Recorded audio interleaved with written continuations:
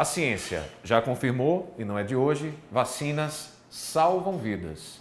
Para entender como é que esses imunizantes agem dentro do nosso corpo, como é que eles protegem a gente, nós procuramos a médica pediatra, doutora Socorro Martins, que além de pediatra é também uma especialista em vacinas. Bom dia para a senhora, seja bem-vinda ao Paraíba Comunidade. Bom dia, muito bom estar aqui com você. Eu digo mesmo, doutora. Para a gente começar esse papo, queria que a senhora explicasse como é que é a ação da vacina no nosso organismo. Que proteção é essa e a partir de quanto tempo a gente realmente pode estar efetivamente protegido contra uma doença?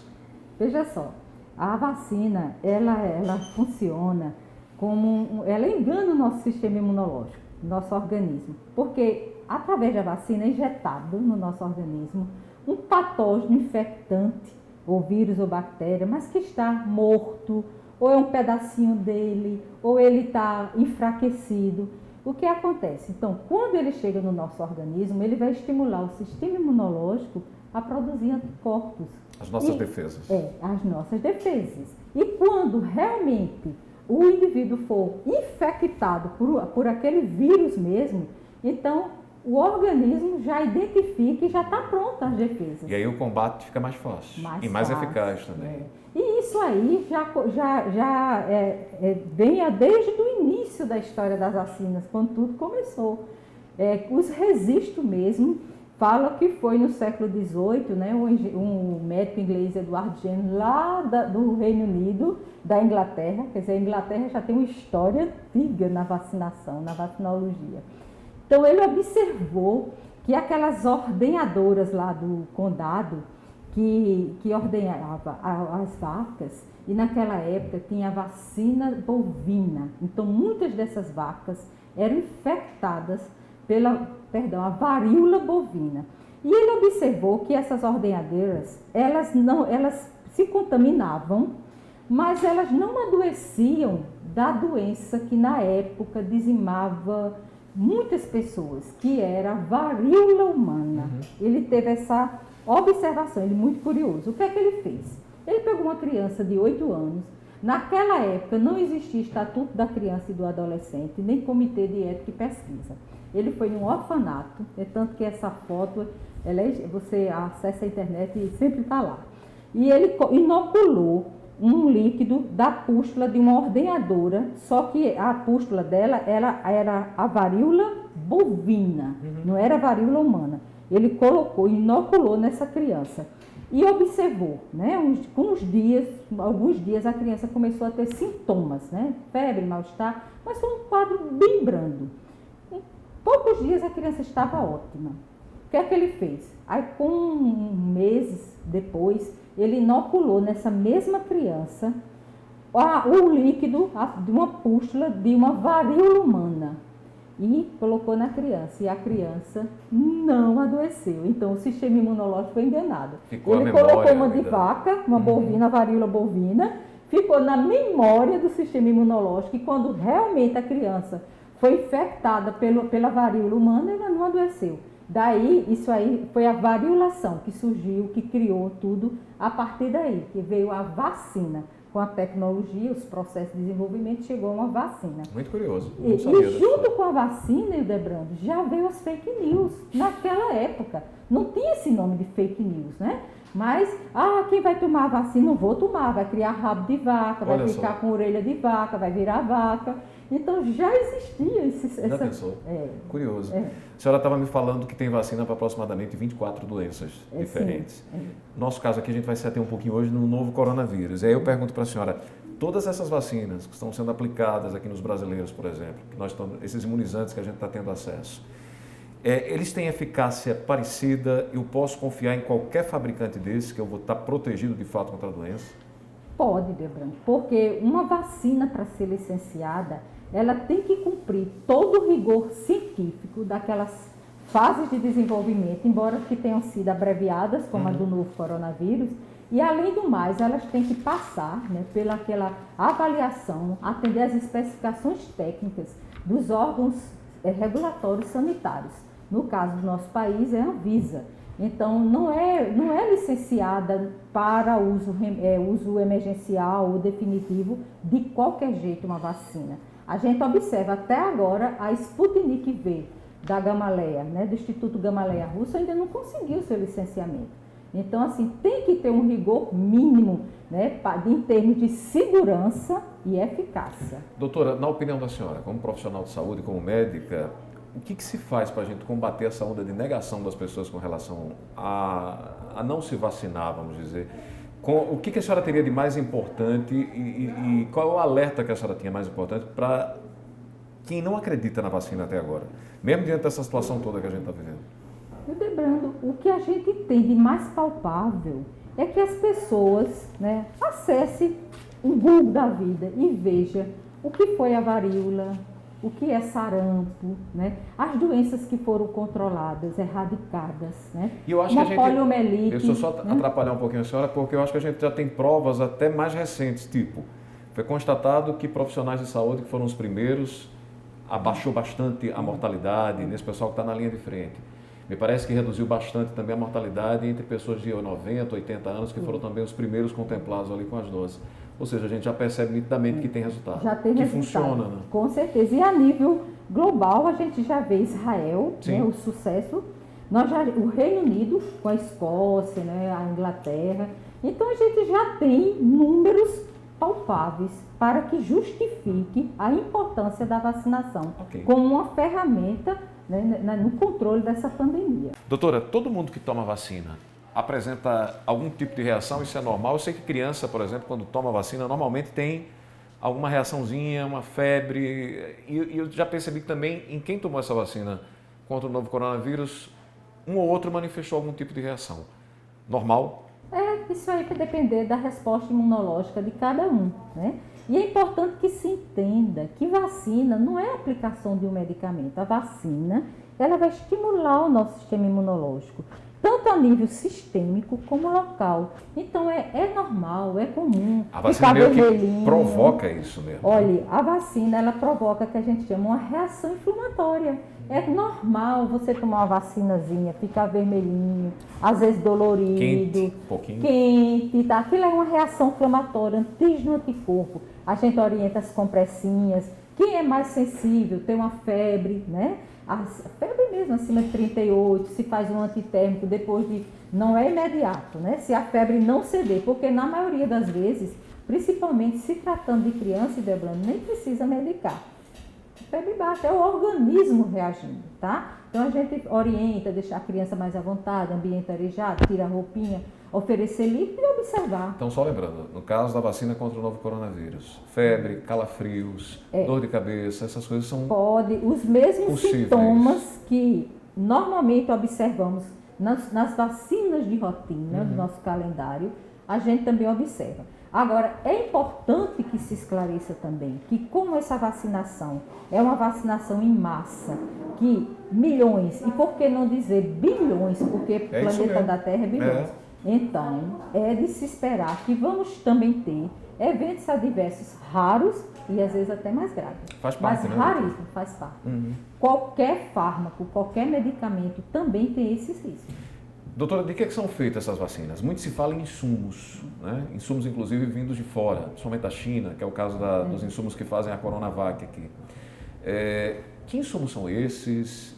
Que ingredientes? Que seriam ingredientes, na verdade? Ingredientes, né? São ali os antígenos que estão contidos na vacina, às vezes algum conservante, algum estabilizante, às vezes algum antibiótico, que tem, principalmente quando é vacina multidose.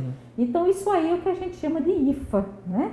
Esses insumos faz parte. E o Brasil, a previsão é que a curto, moderado tempo a gente seja autossuficiente também nos insumos. Não só fazer, colocar nos frascos, né? Que chega pronto e faz só isso aqui, como a Coca-Cola. Tomara que a gente seja autossuficiente. Mas a gente vai ser autossuficiente, né? Vai haver uma transferência de tecnologia. Perfeito. Tá certo? Toda vacina, ela tem fases de avaliação, né? Algumas levam anos até ficar prontas e no caso da vacina contra a Covid, os cientistas terminaram chegando a um resultado num tempo recorde. Essa rapidez tem algum risco de comprometer a eficácia dessa vacina? Eu acho que a senhora já falou um pouco disso no bloco anterior, mas eu queria que a senhora repetisse, só para a gente deixar a garantia. isso não compromete a eficácia da vacina, mesmo esse adiantamento que a gente teve em função da demanda mundial, né? Não, porque muitas dessas plataformas já estavam prontas para utilizar naqueles surtos, naquela epidemia que houve do coronavírus, que foi o SARS-CoV-1 e o MERS, em 2002 e 2012. E como a própria epidemia ela foi autolimitada, então não houve mais investimento nessas pesquisas, mas essas plataformas estavam praticamente prontas. Como o novo coronavírus é da mesma família, então houve só uma adaptação. Já havia um encaminhamento do negócio. Então, se fosse um outro vírus, provavelmente não teríamos vacina pronta dentro de 10, 12 meses, né? No caso da vacina contra a Covid, tem alguma contraindicação? Alguém que tem algum tipo de coisa de doença ou de problema não pode tomar vacina ou está liberado para todo mundo? Não. Essas nossas vacinas aqui no país, elas estão liberadas, né? Pacientes idosos, pacientes com comorbidades. Agora, por exemplo, só acima de 18 anos, né? Se você teve a Covid há pouco tempo, você tem que esperar aqueles 30 dias para tomar sua vacina. Se por acaso na primeira dose você fez uma reação anafilática grave, que é uma coisa raríssima, até aqui no Brasil a gente ainda não tem documentado nenhum caso desse. Então aí se vai pensar, tá certo, se vai tomar ou não a segunda dose. Pode-se tomar vacina de influenza e vacina de Covid ao mesmo tempo? Tem intervalo entre uma coisa e outra? Como é que é? Olha, como não conhecemos, né, essa vacina está sendo utilizada agora, a recomendação do Ministério da Saúde é aguardar 14 dias. Pelo menos. Apesar de ser uma vacina inativada, tá certo? Por exemplo, a Coronavac e a da Oxford, a AstraZeneca, ela também é funcionalmente inativada. E a da influenza também é. Então, teoricamente, não haveria problema. Mas, especificamente para a da Covid-19, está tendo essa recomendação esse ano. Mas eu gostaria de lhe salientar. Provavelmente, no próximo ano, nós teremos vacinas da Covid-19 multivalentes, com a cepa original, com a cepa da África do Sul, do Reino Unido, da P1 de Manaus, numa vacina só. E além do mais, eles estão pensando em fazer junto com a influenza. E outra coisa que eu vou perguntar para a senhora, a vacina da gripe ela já existe há alguns anos e as pessoas tomam anualmente, todo ano se repete. Isso deve acontecer com a vacina contra o coronavírus também? Olha, os estudos estão apontando que o vírus será endêmico como influenza, sazonal, né? Mas a gente não tem essa resposta ainda. Existe uma lacuna de conhecimento muito grande ainda sobre o novo coronavírus, né? Por que algumas vacinas contra a Covid elas precisam de 2 doses e também possuem às vezes intervalos diferentes? Eu sei que uma tem intervalo de 28 dias, a outra tem intervalo de 90. Por que essa mecânica? Olha, depende da plataforma, da tecnologia utilizada naquela plataforma. Depende se aquela vacina ela vai induzir mais uma resposta celular, que é uma resposta de memória, ou uma resposta mais humoral, que é de produção de anticorpos.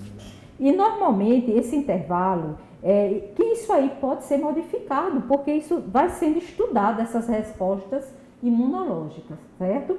Então, com 14 dias, né, 2 semanas após a primeira dose, o organismo já começa a produzir anticorpos, né, com título de anticorpos neutralizantes, com títulos protetores. Não ainda o quanto vai ser a eficácia total, porque para atingir aquela eficácia total da vacina, precisa daquela segunda dose. Então, quando vem essa segunda dose, é justamente para dar um reforço nesse sistema imunológico. É o que a gente chama de booster. Entendi. Uma coisa que eu acho que tem muita gente em casa que está querendo saber.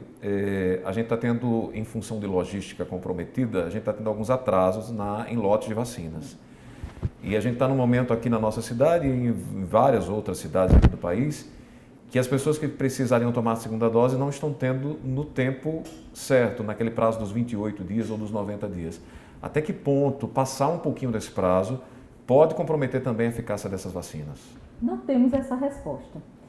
Até se a gente comparar com a Oxford e a AstraZeneca, que os primeiros estudos eram com 21 dias, o intervalo entre as doses, e quando se viu que foi para 90 dias, houve até uma melhora da eficácia bem mais robusta e da imunicidade, da ação da vacina. Com a Coronavac a gente não sabe, né? Ela pode diminuir, né, essa proteção, mas também logo já estarão fazendo estudos com intervalos aumentados, tá entendendo? Porque a maioria das vacinas do calendário de rotina, elas não tem 15 dias, elas não tem 28 dias, elas são, a grande maioria, 60 dias. O intervalo mínimo que a gente às vezes utiliza por uma necessidade, uma urgência, uma aceleração, a gente faz 30 dias. Então, baseado na experiência de todo esse portfólio de vacinas, pode ser que ela fique com um intervalo até maior do que esse. Para isso tem que haver estudos, né? Vai se estudando, aprofundando para se ter essa resposta. O que é normal de acontecer em toda vacina recém-lançada. Né? Então, essas pessoas que estão angustiadas porque chegou o dia da sua segunda dose e não recebeu, fique tranquila, porque com certeza a questão de dias não vai alterar. O importante é não deixar de tomar a segunda, a sua resposta imunológica. Agora, o perigo está em dois fatores: não tomar, ou então nessa janela imunológica, a pessoa se ter a falsa percepção que está seguro e relaxar nos cuidados. Isso é um problema. Né? Então, se cuide, se puder, fique em casa, não abra mão de sua máscara, né? Das medidas sanitárias protetivas. Que todo mundo já conhece. Até receber sua vacina. Doutora, outra coisa importante para a gente tirar a dúvida é que há relatos muito pontuais de pessoas que tomaram a vacina, uns tomaram a primeira dose e ainda se infectaram e vieram a morrer, e outros que também tomaram as duas doses e também se infectaram e morreram. Isso está previsto quando se cria uma vacina, porque vacina também não é garantia 100% de que alguém não vai ter um problema e também não vai morrer, mas que diminui imensamente a probabilidade, e é nisso que a gente aposta. Eu acho que o caminho é mais ou menos esse, né? É esse o caminho, porque assim, além de não ter vacina 100%, não tem as falhas vacinais inerentes, às vezes, ao produto e ao organismo da pessoa. Você pode responder melhor do que eu, um idoso bem menos, está entendendo? E aquele exemplo que eu lhe disse, né, com relação que eficácia de vacina não é que você não vai ter, é a probabilidade de você não adoecer, né? Então, você tem uma probabilidade na Coronavac de 50,7%, né, de eficácia global, e as formas moderadas passou agora para 82%. Probabilidade, é aquele exemplo, né? Se você vai atravessar uma avenida e uma rua sem muito movimento, qual é a probabilidade de você ser atropelado? É na avenida ou naquela rua? Então, a probabilidade, claro que é na avenida, que tem um fluxo, mas se você vem para uma rua mais tranquila, a sua probabilidade de ser atropelado diminui bastante. Então, é a vacina, ela lhe dá essa probabilidade de você adoecer menos, tá entendendo? Assim fica mais fácil de entender, né? Pois é. Se a gente for levar em consideração o ritmo que está sendo feito da vacinação hoje no Brasil, pela experiência da senhora como médica, como especialista em vacinas, a senhora acredita que a gente vai ter uma margem de segurança para a diminuição desse contágio todo a partir de que momento? Não sei se talvez a gente possa chamar isso de imunidade de rebanho, mas seria algo parecido com isso? A imunidade de rebanho, ela é alcançada em torno de 70% da população, mas isso vai depender da eficácia das vacinas utilizadas. Por exemplo, a nossa, como até no momento a gente está utilizando mais a Coronavac, né? Então, vai ser necessário uma maior quantidade de pessoas vacinadas, inclusive crianças e adolescentes, que representam em torno de 1/4 da nossa população, né? Então, vai ser necessário. Então, é vacinar em massa, tá? Porque isso aí não é você se apegar a um evento adverso individual, uma coisa pontual. É coletivo, tá? Então, você vacinando em massa, você bloqueia a circulação do vírus. Se bloqueia a circulação do vírus, pessoas, mesmo quem não se vacinou, vai ser beneficiado, né? Porque o vírus não está circulando. Entendi. Isso aí é uma imunidade de rebanho. Então, quem é saudável, quem tem acesso à vacina, porque nem todo mundo está tendo acesso nesse momento, não desperdice a oportunidade. Vacine por você e pelos outros. Ok, doutora. Nosso tempo, infelizmente, acabou. Papo ótimo, super explicativo, esclarecedor. Muito obrigado pela participação da senhora aqui no Paraíba Comunidade, viu? Eu que agradeço o convite. Obrigado por ter recebido nossa equipe. Um ótimo domingo para a senhora. Para vocês também.